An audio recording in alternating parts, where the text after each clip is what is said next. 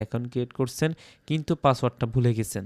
তো আপনি নতুন অ্যাকাউন্ট কিন্তু এখানে খুলতে পারবেন না। ওই মোবাইল দিয়ে হচ্ছে আপনি আর গেম খেলতে পারবেন না। তো অনেকে দেখবো খেলবো অ্যাপসে হচ্ছে অ্যাকাউন্ট খুলে পরবর্তীতে হচ্ছে পাসওয়ার্ড ভুলে যায়। তো আপনাদের জন্য একটা সলিউশন হচ্ছে আপনি অন্য একটা ফোন দিয়ে এই দেখবো খেলবো অ্যাপসে একটা অ্যাকাউন্ট খুলবেন।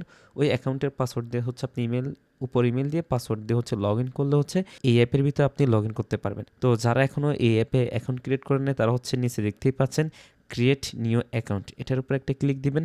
দেওয়ার পর হচ্ছে এখানে first name, last name, email address, phone number, enter password, confirm password. তো এইখানে হচ্ছে আমি আমার নিজের নাম দিছি, একটা ইমেল অ্যাড্রেস দিছি, আমার নিজের ফোন নাম্বারটা দিছি অ্যান্ড লাস্টে হচ্ছে পাসওয়ার্ড দিছি।